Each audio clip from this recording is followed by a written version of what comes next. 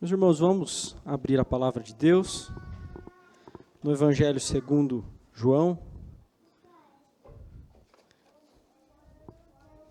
capítulo 20. Considerando que nós estamos no feriado da Páscoa, e esta é não uma festa que deveria ser celebrada por ímpios, mas antes uma festa que diz respeito à cultura do povo de Deus no Antigo Testamento e que no Novo Testamento toma uma roupagem, um significado ainda mais profundo com a ressurreição do Senhor Jesus Cristo. Então, nós vamos ler o evento histórico registrado pelo apóstolo João, no capítulo 20. Nós vamos ler, irmãos, 29 versículos. Geralmente nós temos exposições menores, mas hoje nós vamos aprender com uma porção maior da Escritura. Então fique com a sua Bíblia aberta, acompanhe com atenção a leitura e vá seguindo à medida que a exposição for sendo feita. Vamos ler a palavra de Deus, meus irmãos. No primeiro dia da semana, Maria Madalena foi ao sepulcro de madrugada, sendo ainda escuro, e viu que a pedra estava revolvida. Então, correu e foi ter com Simão Pedro e com o outro discípulo, a quem Jesus amava, e disse-lhes: tiraram do sepulcro o Senhor, e não sabemos onde o puseram. Saiu, pois, Pedro e o outro discípulo, e foram ao sepulcro. Ambos corriam juntos, mas o outro discípulo correu mais depressa do que Pedro e chegou primeiro ao sepulcro. E, abaixando-se, viu os lençóis de linho, todavia não entrou. Então, Simão Pedro, seguindo-o, chegou e entrou no sepulcro. Ele também viu os lençóis e o lenço que estivera sobre a cabeça de Jesus, e que não estava com os lençóis, mas deixado num lugar à parte. Então, entrou também o outro discípulo, que chegara primeiro ao sepulcro, e viu e creu. Pois ainda não tinham compreendido a Escritura, que era necessário ressuscitar ele dentre os mortos. E voltaram os discípulos outra vez para casa. Maria, entretanto, permanecia junto à entrada do túmulo, chorando. Enquanto chorava, abaixou-se e olhou para dentro do túmulo. E viu dois anjos vestidos de branco, sentados onde o corpo de Jesus fora posto, um à cabeceira e outro aos pés. Então eles lhe perguntaram: mulher, por que choras? Ela lhes respondeu: porque levaram o meu Senhor e não sei onde o puseram. Tendo dito isto, voltou-se para trás e viu Jesus em pé, mas não reconheceu que era Jesus.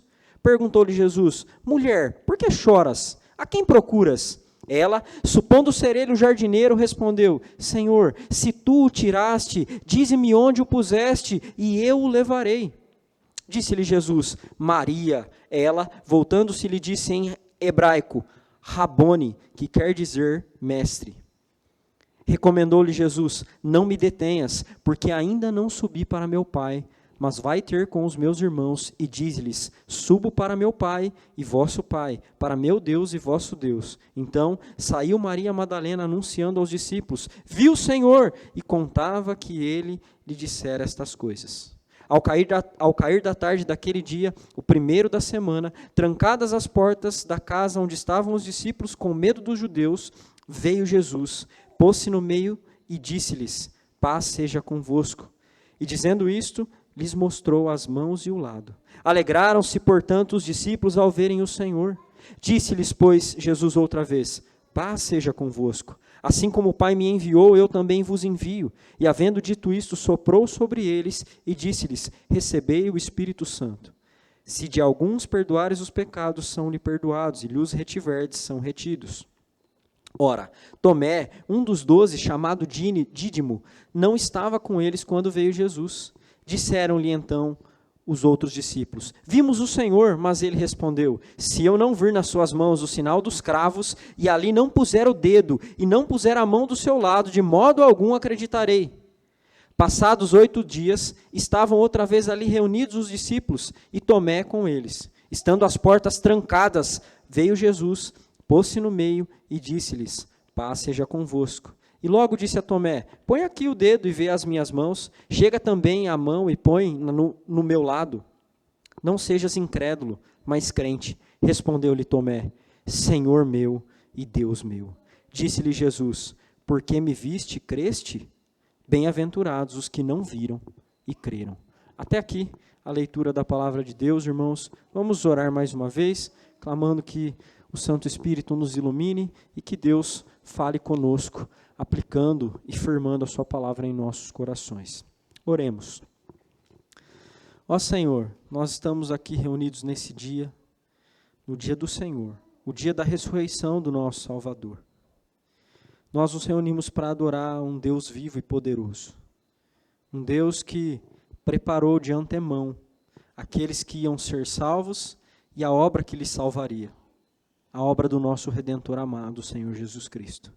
E depois de tantos anos, a Tua palavra, Senhor, que ensina esses eventos históricos que ocorreram há 2000 anos atrás, ainda é proclamada e pregada, e ainda carecemos nós de ouvir da Tua parte, Senhor, as verdades que aqui são ensinadas. Mas nós temos coração duro, Senhor. Nós somos homens e mulheres de dura cerviz. Precisamos ser repetidas vezes alertados, confrontados, encorajados. Anima-nos, Senhor, fortalece-nos. Fala conosco nessa noite, ó Deus, que o nosso coração se apegue à verdade do Cristo ressurreto e que nós contemplemos mais de perto a sua glória pela fé. Bem-aventurados são aqueles que não viram e creram. E aqui se reúnem alguns daqueles que são bem-aventurados, aqueles que não viram, mas creram. Por isso clamamos, Senhor, que o Senhor nos dê uma compreensão mais profunda do Evangelho, para que o nosso coração se oriente em direção a Cristo, o nosso Senhor ressurreto. Bendito e louvado seja o Senhor, hoje e sempre. Fala conosco mais uma vez, Senhor. Assim pedimos, no nome de Jesus. Amém. Recentemente, irmãos, eu que gosto de ler algumas das histórias de pessoas que foram capturadas, transformadas pelo Evangelho, li a história de uma moça, de uma americana chamada Laura, que bem cedo foi entregue a uma vida bastante promíscua. A própria mãe a entregou como um pagamento, com apenas 12 anos, para que um homem tivesse relação sexual com ela. O que era esperado aconteceu, a Laura cresceu e teve uma história bastante trágica, ela se tornou uma garota de programa. Mas certa vez a Laura ouviu acerca do amor de Cristo e ela resolveu então pedir ajuda para mudar de vida definitivamente. E ela foi procurar ajuda no lugar certo, ela foi a uma igreja. Ela chegou à igreja e disse: eu desejo deixar esta minha vida e preciso de ajuda para mudar de vida. Ela falou isso para a secretária da igreja. O que vocês acham que a secretária da igreja disse para a Laura? O que você diria se você fosse a secretária da igreja, ou se você fosse o secretário da igreja, ou talvez um diácono, ou alguém que estivesse na porta? Sabendo que essa era uma garota de programa, o que você diria para ela? A resposta, irmãos, que nós damos a esse tipo de situação tem muito a ver com o quanto nós desejamos um mundo vindouro. Tem muito a ver com o quanto nós entendemos e compreendemos e vivemos à luz do fato histórico da ressurreição do nosso Senhor. A vida de pessoas como Laura só podem ser transformadas porque Cristo não é um Cristo morto. Cristo é um Cristo vivo. Cristo não é apenas um rei que foi humilhado, mas ele é um rei que foi exaltado. É por isso que pessoas como Laura podem ser salvas.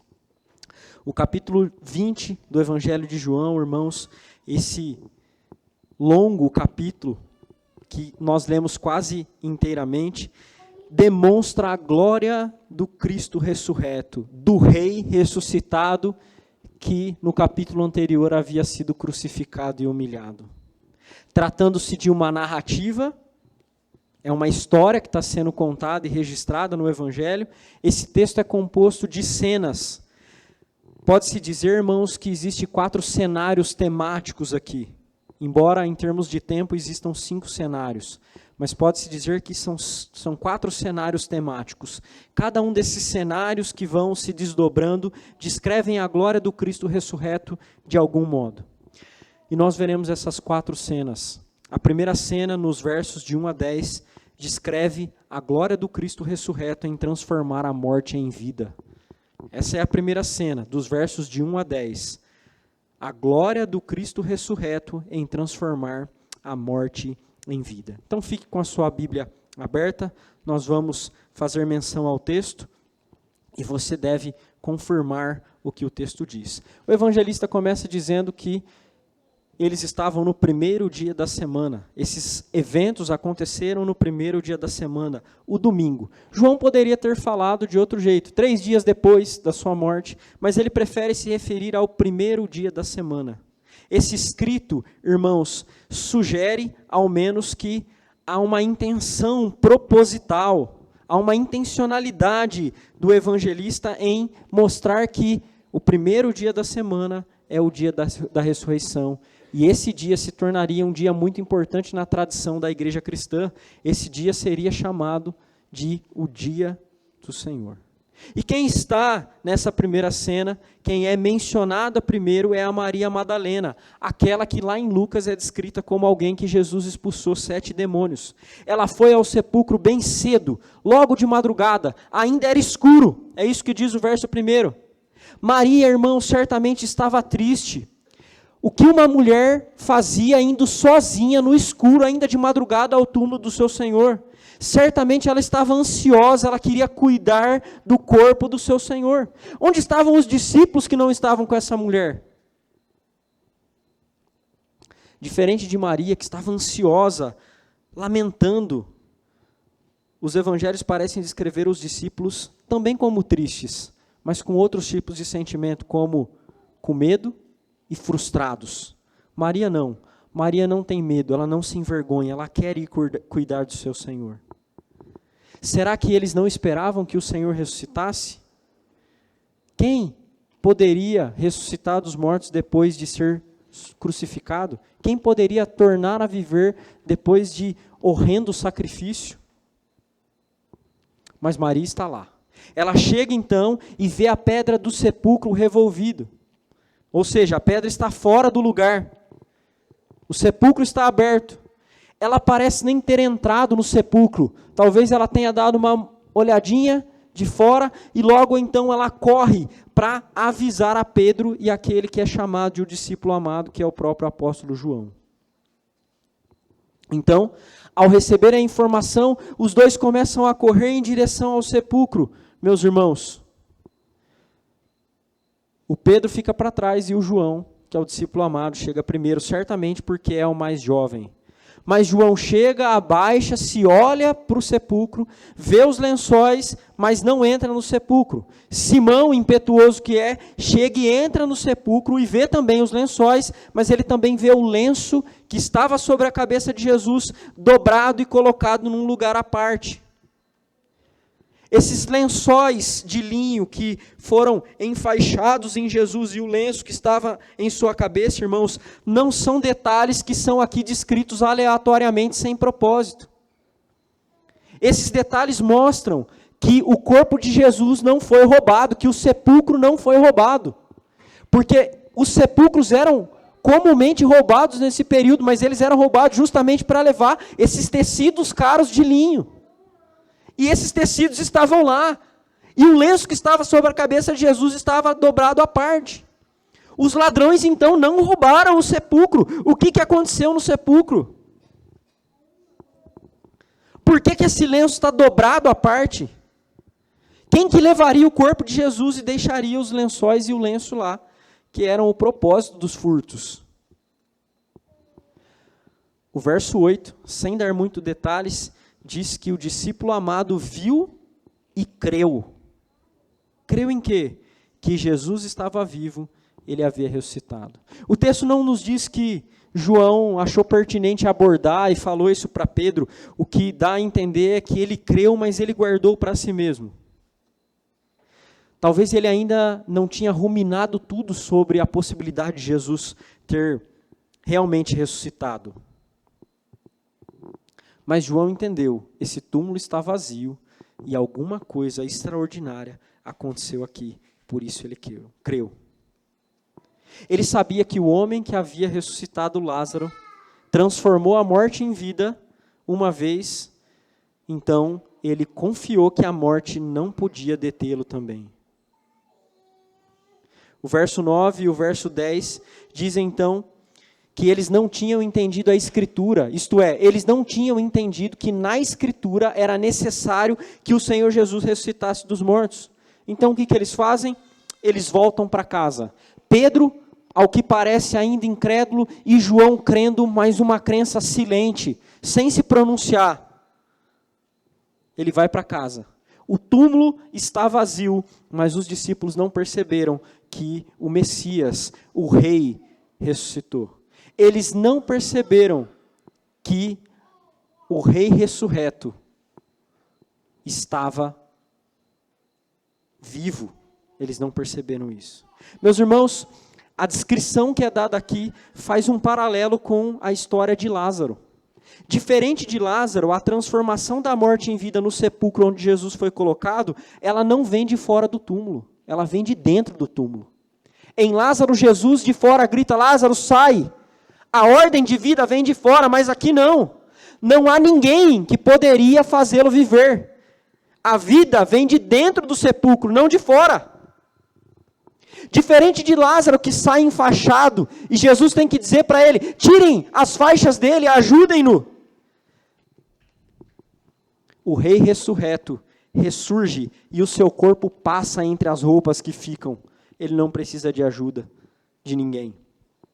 O túmulo está vazio, irmãos, não porque alguém tenha chamado à vida aquele que estava no sepulcro, mas porque aquele que deu a sua vida a tomou de volta, como ele disse lá em João 10, verso 18. Ninguém a toma de mim, eu dou a minha vida e a tomo de volta. O túmulo vazio, irmãos, é certamente um indicativo doutrinário forte, que é um elemento fundamental da fé cristã. Perceba que o túmulo vazio é um indicativo de que o corpo ressurreto de Jesus não é outro corpo, é o mesmo corpo. O mesmo corpo, não mais com as fraquezas que o corpo antigo estava sujeito. Esse Cristo ressuscitou em glória com o seu próprio poder, pela sua própria autoridade. Aquele que é o primogênito dentre os mortos, ressuscitou. A morte não pôde detê-lo. O túmulo está vazio, porque ele transformou a morte em vida. Os discípulos foram, irmãos, certamente tardios em compreender que o Cristo não ficaria morto por muito tempo, ele ressuscitaria. Jesus falou várias vezes com os apóstolos sobre a ressurreição e eles foram lentos em entender. Eles não confiaram, nem esperaram que ele ressuscitasse dos mortos. Depois da sua morte, eles estavam praticamente perdidos, sem saber aquilo que aconteceria. Como assim? O túmulo está vazio, os lenços estão lá e eles voltam para casa, no versículo 10. Não deveriam eles ficarem ali, talvez procurarem o Senhor? Mas não, eles voltam para casa. Mas sabe de uma coisa? A lentidão em aplicar a verdade sobre a ressurreição não é um problema que só os apóstolos tiveram, irmãos.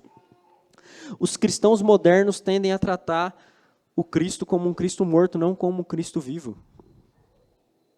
O simples fato de nós sucumbirmos às várias adversidades que nos acometem, de nós temermos o futuro do nosso mundo, o simples fato de nós temermos tantas coisas, vai de encontro com essa esperança da ressurreição.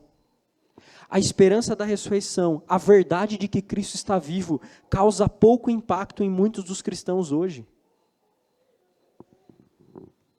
Irmãos, o significado teológico da ressurreição, não só o evento da ressurreição, implica que Cristo já garantiu o nosso futuro, que Ele venceu.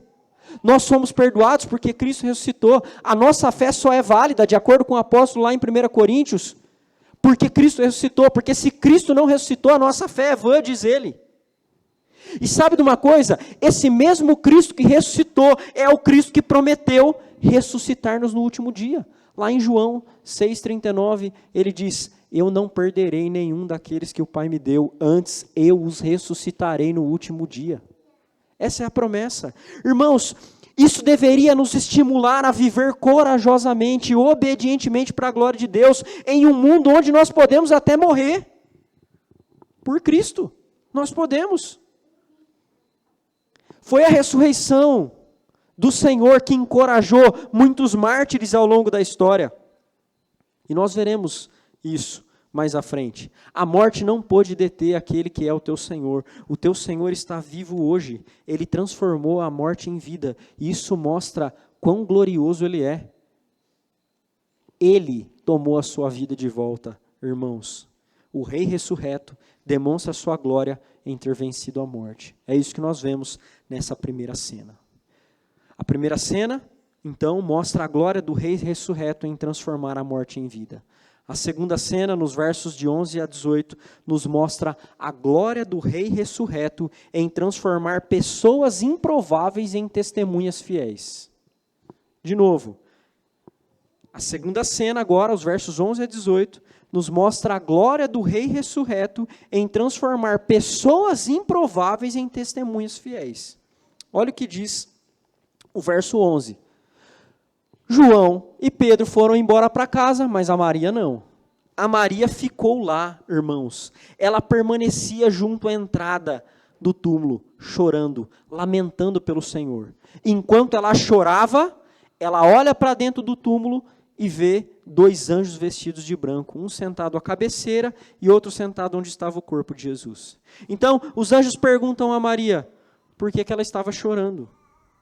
Como se eles não soubessem, né? Por que ela estava chorando. É claro que eles sabiam, irmãos. A pergunta é didática. É como se eles dissessem assim: Maria, por que você chora? Você ainda não entendeu? Ele não está morto, o túmulo está vazio. Mas ainda assim ela responde aos anjos: porque levaram o meu Senhor e não sei aonde o puseram. Note, irmãos, que na narrativa os anjos somem. João não está preocupado com os anjos. Porque Maria, ao dizer isso, ao responder aos anjos, olha para trás e vê Jesus, mas pensa que é um jardineiro. E ele faz a mesma pergunta que os anjos, com o mesmo propósito. Maria, por que você chora? Mulher, por que você chora? A quem você procura? Então ela responde a ele: Senhor, se tu o tiraste, dize-me onde o puseste e eu o levarei. Então o Senhor responde dizendo: Maria, o nome dela. Irmãos, a simples menção do nome de Maria fez com que ela reconhecesse a voz do seu pastor. A ovelha ouve a voz do seu pastor. Então ela diz em hebraico, Rabone, que João nos informa ser uma expressão que significa mestre. Esse título é raramente usado no Novo Testamento, irmãos. Raramente. Ele é usado apenas em 2 ocasiões, aqui e um texto em Marcos 10, verso 51. E as duas têm Jesus como o referente. É Jesus que é chamado de Rabone. Esse título evoca um mestre praticamente divino. No uso desse termo fora da Escritura, na leitura de outros textos, é um termo que é usado com muita frequência para se referir ao próprio Deus. Pode até ser, irmãos, que Maria não tivesse uma noção clara de que o próprio Cristo era o próprio Deus. Pode ser que ela não tinha uma noção clara da divindade do Senhor. Mas uma coisa ela já tinha percebido: ele não era um mestre qualquer. O Rei ressurreto era um mestre singular. É por isso que ela usa Rabone. Então no verso 17 o Senhor dá uma ordem para Maria: não me detenhas, porque ainda não subi para meu pai, mas vai ter com os meus irmãos e dize-lhes: subo para meu pai e vosso pai, para meu Deus e vosso Deus. O que aconteceu? Provavelmente Maria, ao ver o Senhor, se lançou aos seus pés e se agarrou aos pés do Senhor Jesus. Então ele diz: Maria, não me detenha, ainda há trabalho a fazer, ainda há trabalho a ser feito, ainda há testemunho a ser dado. A obra já estava consumada, mas o povo de Deus ainda participaria do trabalho.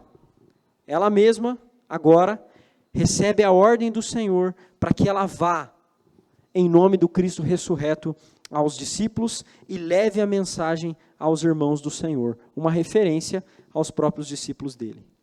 Irmãos, na cultura geral do primeiro século, e em particular na cultura judaica, o testemunho das mulheres não era confiável. Não era. Se você quisesse provar algo no primeiro século, você nunca evocaria uma mulher como testemunha. Nunca. Nunca.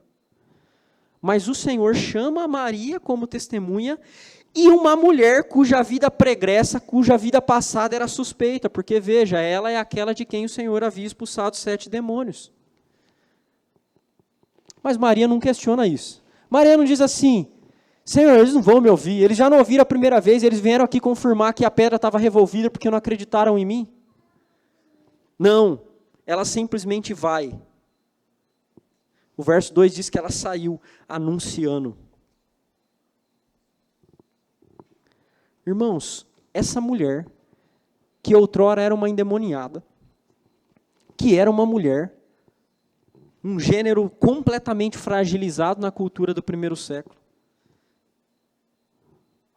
se torna a primeira testemunha da ressurreição. Jesus apareceu a essa mulher em primeiro lugar, irmãos. Que privilégio teve Maria Madalena. Ela foi a primeira a ver o Cristo ressurreto. O Senhor ressurreto manifesta a sua glória em transformar pessoas improváveis em testemunhas fiéis. E Ele continua a fazer isso, irmãos. Você já viu que, às vezes, você já deve ter ouvido isso, a maioria dos crentes já ouviu, jocosamente as pessoas dizem, todo crente é um ex alguma coisa. Todo crente é um ex. Isso não é bem verdade, mas geralmente Deus pega algumas pessoas que tiveram uma vida bem ruim e transforma essas pessoas e faz dela testemunhas fiéis, irmãos. Cristo continua fazendo isso até os dias de hoje. É muito curioso que até no Novo Testamento você encontra pessoas que tiveram uma vida bastante complicada no passado, sendo aqueles responsáveis por disseminar a verdade do Evangelho. Maria Madalena é um caso desse, mas Paulo, o assassino, aquele que perseguiu cristãos, agora anunciava o Evangelho. Nos primeiros séculos da igreja, lá no século IV e V, Agostinho de Hipona, que teve uma vida super devassa, se tornou uma das mentes teológicas mais importantes da era cristã, da patrística, dos primeiros 5 séculos da igreja. Irmãos, essa verdade nos estimula de várias maneiras, e uma delas é que a gente pode dar testemunho da verdade até para os piores pecadores. E a outra dela é que se você foi um pecador muito ruim no passado, Cristo chama você para ser uma testemunha fiel, porque Ele é gracioso. Então sabe o que você deve fazer? Você deve pregar aos piores pecadores. A dependentes químicos, a prostitutas, aos homossexuais, aos endemoniados, porque o Rei ressurreto demonstra a sua glória, transformando pessoas improváveis em testemunhas fiéis. Pessoas que o mundo não valoriza, irmãos. Mas sabe de uma coisa? Alguém pode olhar para essa história e dizer assim, Jesus não é muito inteligente, né? Porque considerando que no primeiro século o testemunho de uma mulher não era tão válido, por que ele foi usar logo uma mulher? Há aqueles que dizem que a ressurreição é um mito, que ela não aconteceu. E que isso foi uma manobra dos escritores do Novo Testamento. Mas que manobra ignorante! Se eles tivessem que manobrar alguma coisa, eles iam registrar que logo é uma mulher que viu a ressurreição primeiro. Isso não é muito inteligente, irmãos. Mas por que o Senhor Jesus, glorioso, o Rei ressurreto, continua a transformar pecadores assim em testemunhas fiéis? E isso independe do grau de destaque que essas pessoas tenham na esfera social. Sabe por quê? Porque a sua glória é tanta que Ele não precisa usar os sábios desse mundo. Ele não precisa dos poderosos desse mundo. Ele não precisa dos moralistas deste mundo. Ele não precisa dos influencers deste mundo. O Rei ressurreto escolheu gente frágil para fazer o Evangelho crescer, para fazer o evangelho ser conhecido. E há 2000 anos isso tem dado certo, irmãos.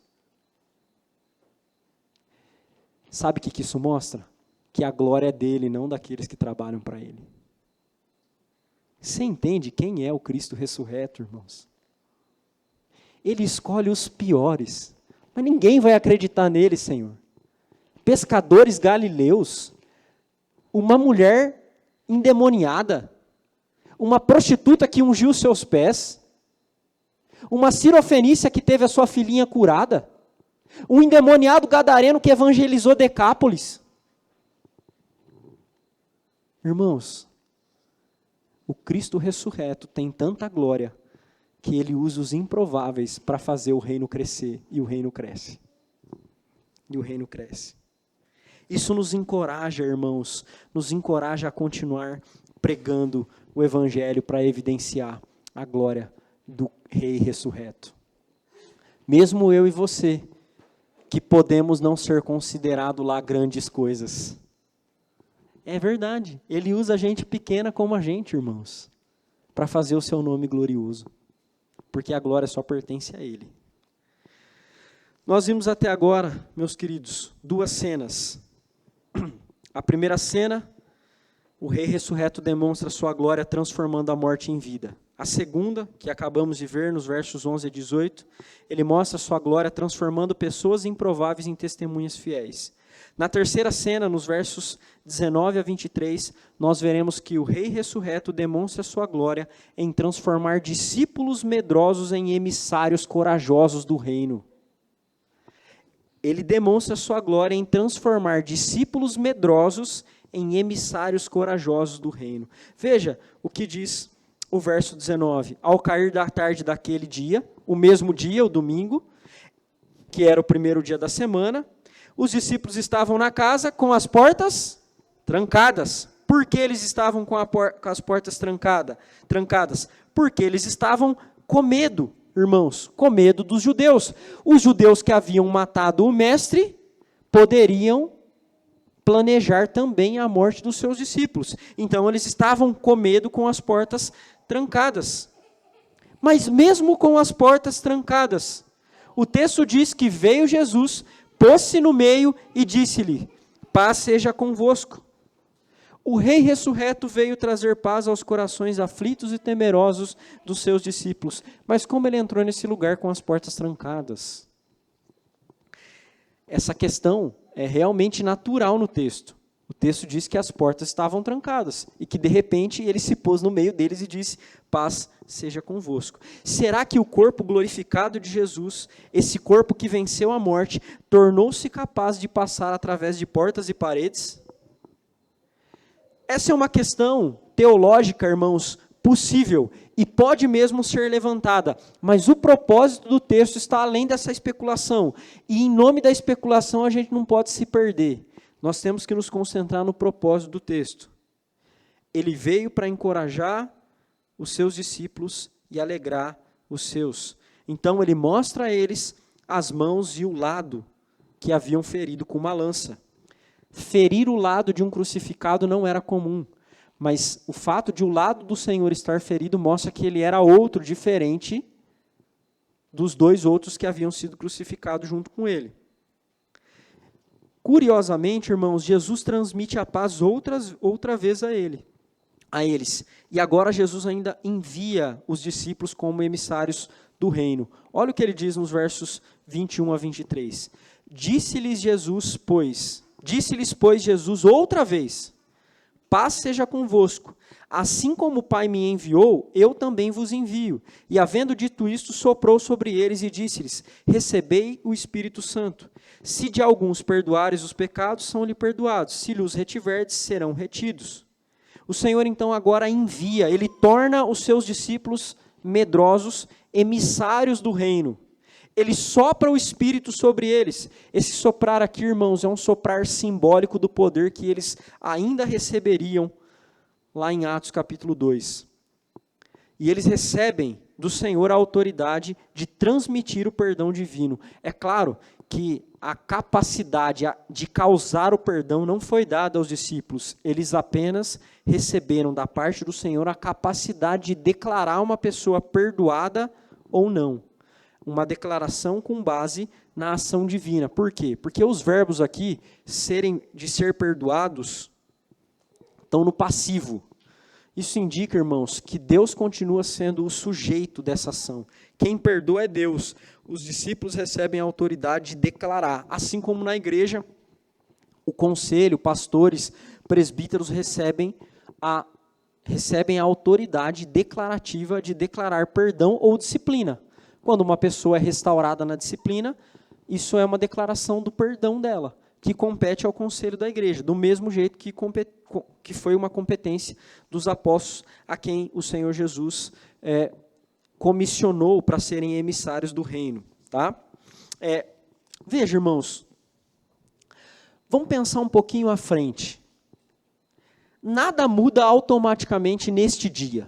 As coisas não mudaram neste dia. Nós veremos aqui depois que eles continuam com as portas trancadas no final. Nada muda nesse dia, mas as coisas iriam mudar. Aqueles que outrora estavam trancados, com as portas trancadas, com medo dos judeus, mais tarde começaram a pregar em público, dizendo que os homens e mesmo os judeus deveriam se arrepender. Veja Pedro lá em Atos capítulo 2, pregando em público depois da ascensão do Senhor. Irmãos, o próprio Pedro, aquele que negou Jesus 3 vezes, mais tarde deu testemunho diante dos líderes judeus, asseverando que Jesus Cristo ressuscitou e que não há salvação em nenhum outro, senão em Jesus Cristo. Esse homem que estava aqui com as portas trancadas com medo dos judeus, se tornou um pregador ousado, mesmo sendo um pescador galileu. E quando ele e João foram confrontados e ameaçados pelos líderes judaicos, lá em Atos capítulo 4, que eles não deveriam mais falar na ressurreição e no nome do Senhor Jesus Cristo, então eles dizem corajosamente, importa agradar a Deus do que os homens. Irmãos, eram esses homens que estavam com as portas trancadas aqui com o medo dos judeus. De onde vem esse tipo de coragem? Que mudança acontece? Os medrosos covardes se transformaram em valentes emissários do reino de Deus. Eles deixaram de temer a morte. O que aconteceu? A resposta é simples, irmãos. Eles viram um rei ressurreto glorioso, que a morte não pôde deter. E esse rei enviou-os e prometeu que eles não precisavam temer aqueles que matam o corpo. Eles só precisavam temer aquele que pode lançar a alma no inferno. Mas por que nós somos diferentes? Você se considera como os apóstolos deste dia aqui, do primeiro dia da ressurreição, medroso, tímido? Ou você se considera alguém corajoso para encarar desafios, para anunciar o evangelho no reino de Deus e ser capaz até de colocar sua cabeça a prêmio só porque você diz Jesus Cristo é o Senhor dos senhores? Talvez nós sejamos tímidos em servir o Senhor de maneira radical, irmãos. Talvez as nossas ações sejam pouco ousadas, porque nós nos apeguemos muito pouco à esperança da ressurreição. Talvez alguns de nós estejam servindo um Cristo morto. Nós não queremos assumir riscos. Não queremos assumir riscos para servir a Cristo. Mas, se você vir a glória do Rei ressurreto, se você vir pela fé, irmãos, é possível que como Pedro, João, Mateus, Tiago e todos os outros apóstolos que depois morreram de maneiras cruéis por pregarem o Evangelho, talvez você também se torne um emissário corajoso, destemido e ousado que anuncie o reino do Rei ressurreto. Porque eu te digo, uma visão do Rei ressurreto na sua glória, e nós podemos vê-lo pela fé, irmãos, muda a nossa disposição e a nossa coragem. Muda. Foi isso que mudou esses homens, depois daquele dia. Essas 3 cenas diferentes, irmãos, mostram 3 aspectos das manifestações da glória do Rei ressurreto. O Rei ressurreto manifesta a sua glória transformando a morte em vida, transformando pessoas improváveis em testemunhas fiéis. E o Rei ressurreto também, como vimos agora, transforma discípulos medrosos em corajosos emissários do reino. Restam ainda 2 cenas, mas essas 2 cenas estão atreladas em um único tema. Elas tratam da mesma situação e mostram a glória do Rei ressurreto em transformar descrentes obstinados em crentes de fé exultante. De novo, mostram a glória do Rei ressurreto em transformar descrentes obstinados em crentes de fé exultante. O verso 24 e 25 oferecem para os leitores uma informação desconhecida até o versículo 22. Tomé não estava presente quando o Senhor apareceu ressurreto aos discípulos. Ele não estava lá.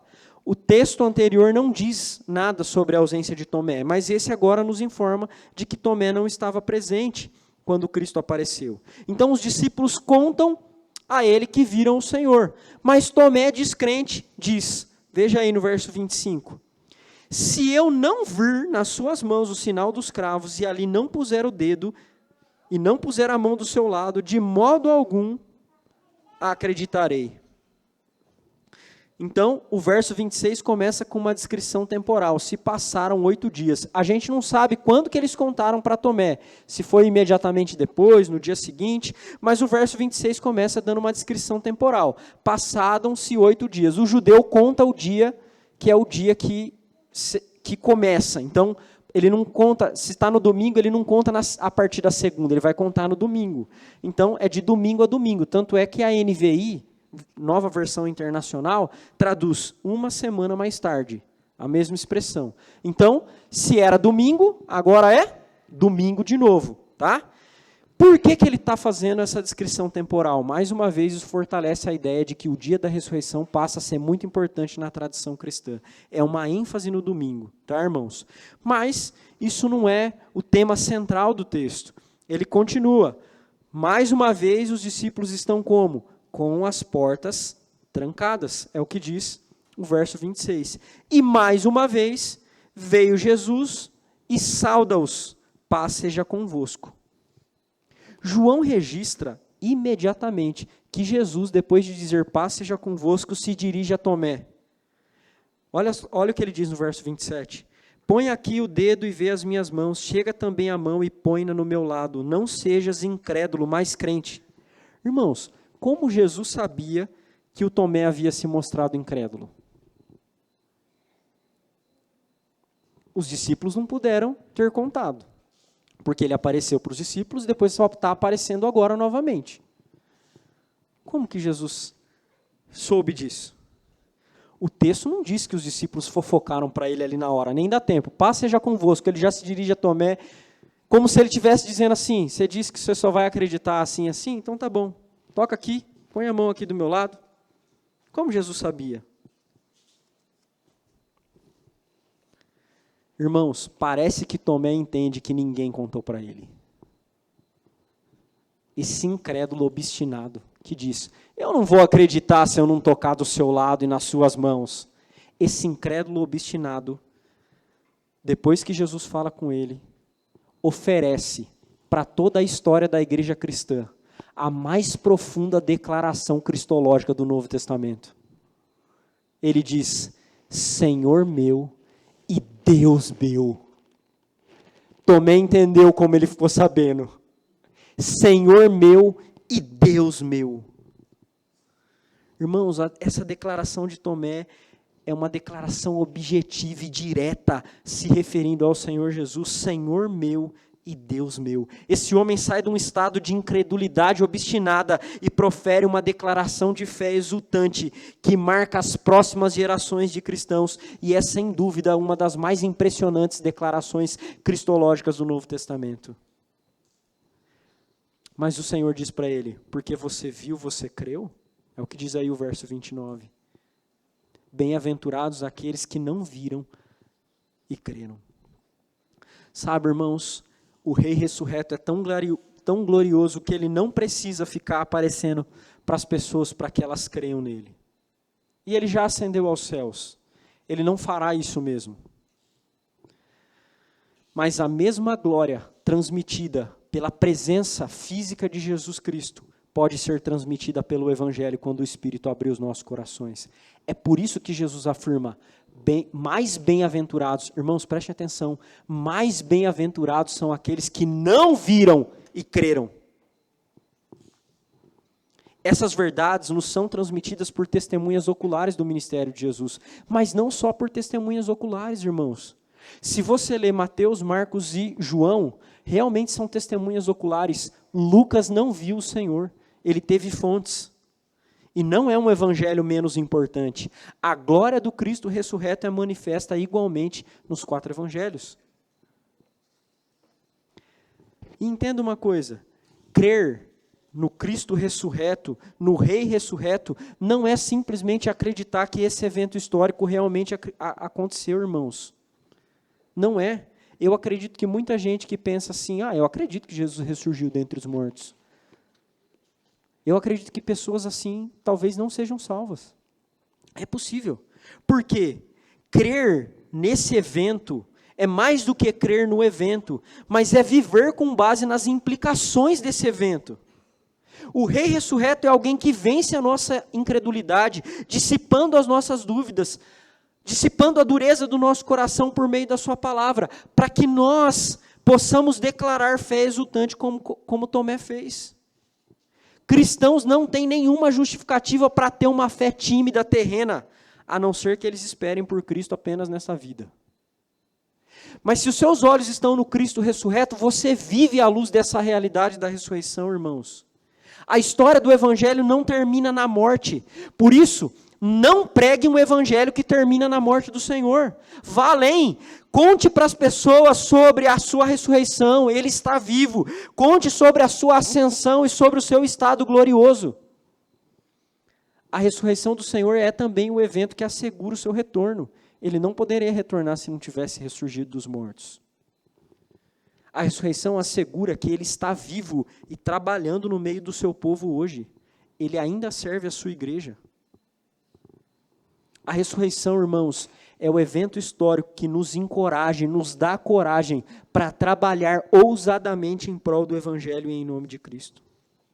A ressurreição é o combustível da esperança de que Cristo é aquele que transforma a morte em vida, transforma pessoas improváveis em testemunhas fiéis, transforma discípulos medrosos em emissários do reino corajosos, transforma descrentes obstinados em crentes de fé exultante. Por isso, irmãos, a ressurreição não é um rodapé na história do cristianismo. Não, a ressurreição é o que dá esperança para pessoas como a Laura, aquela que eu mencionei no começo do sermão. A Laura, que era uma garota de programa, não sabia que o Cristo ressurreto trabalhava na sua providência antes de mover o seu coração a pedir ajuda a uma secretária. Há algumas semanas a secretária e o seu marido estavam orando porque queriam sair da superfície e servir a Cristo de maneira mais radical. E quando aquela moça chega e pede ajuda, a secretária não titubeia. Ela leva a garota de programa para morar na casa dela. Talvez você pense, pastor, o que isso tem a ver com a ressurreição? Tudo. Tem tudo a ver com a ressurreição. Só pode encarar desafios assim, irmãos. Só tem essa coragem quem a esperança não está nessa vida, mas na vindoura. Quem entendeu que Cristo vive, Ele não está morto. Realmente, irmãos, eu não acho que levar uma garota de programa e uma ex-garota de programa é para todos os cristãos. Eu não estou dizendo para você sair daqui procurando uma garota de programa convertida para colocar na sua casa. Cada um de nós tem as suas particularidades e os seus desafios. Algumas pessoas não fazem isso por razões justas. Outras não fazem isso porque acham que são riscos demais. E há até quem considere que a atitude dessa secretária do seu marido seja mera irresponsabilidade. Alguma coisa poderia dar errado nessa situação? Com certeza poderia. Certamente poderia. mas só assume riscos quem tem esperança em outro mundo. Irmãos, assumir riscos para ver a paz do Cristo ressurreto reinar, para ver Cristo transformar a morte em vida, para ver Ele transformar pessoas improváveis em testemunhas fiéis, para ver Ele transformar discípulos medrosos em emissários do reino de Deus que são corajosos, para ver Ele transformar incrédulos obstinados em crentes que têm uma fé exultante, vale a pena. Vale a pena. Vale a pena confiarmos no Cristo ressurreto para, no momento certo, nós termos posturas que parecem radicais para os outros. Porque só os cristãos têm uma justificativa para isso. O Cristo deles está vivo, não está morto. Ele ressurgiu e garantiu um futuro para nós com a sua ressurreição. A família que acolheu Laura, irmãos, creu nisso. Eles tiveram uma fé exultante. E também eles viram a glória do Cristo mais de perto, ao ver o Senhor transformando a vida da Laura. Que Deus nos conceda uma visão da glória do Cristo ressurreto, para que a nossa fé se torne cada vez mais capaz de servir o Senhor ousadamente, não temerariamente, ousadamente. Vamos orar mais uma vez. Ó Senhor, quebranta o nosso coração, Senhor. E age, Senhor, no nosso meio. Nos dá uma visão da glória de Cristo, Senhor. Muda a nossa realidade. Elimina a frieza espiritual que pode estar em nós, Senhor. Aviva o nosso coração. Nos faça temer e amar o Senhor profundamente, para que essas coisas não sejam feitas por nós na emoção, mas que sejam feitas com uma fé exultante no Cristo ressurreto. Ó Senhor, que a ressurreição não seja um rodapé na nossa experiência diária, mas que ela nutra a nossa esperança, Senhor, dia após dia, para que vivamos com coragem, obedecendo ao Senhor nesse mundo, pregando a Tua palavra. E que também, Senhor, a nossa igreja contemple transformações marcantes, Senhor. Ó Deus, que se da Tua vontade o Senhor traga a essa igreja, Senhor, pessoas em situações de vida graves, as quais o Senhor deseja restaurar. Prostitutas, homossexuais, ladrões. Ó Deus, nós sabemos que o Senhor é mestre em transformar pessoas improváveis em testemunhas fiéis. Usa-nos para isso, Senhor, que a nossa igreja receba do alto, pelo poder do Teu Espírito Santo, ousadia para testemunhar a todo tipo de pessoas, Senhor. Que nós testemunhemos aos pobres, aos ricos. Ó Senhor, que sempre usou os frágeis, que o Senhor também nos use para pregar aos poderosos. Que nós não nos intimidemos, Senhor, porque afinal de contas nós temos o Cristo ressurreto. Ele é nosso, como disse Maria, meu Senhor, meu Mestre. Que nós também possamos dizer, como disse Tomé, meu Senhor e meu Deus, que nós nos apropriemos do Senhor, porque nós somos Teu e o Senhor é nosso, ó Deus. Assim, age no nosso meio, conforme a Tua santa vontade. Nós oramos, em nome de Jesus. Amém.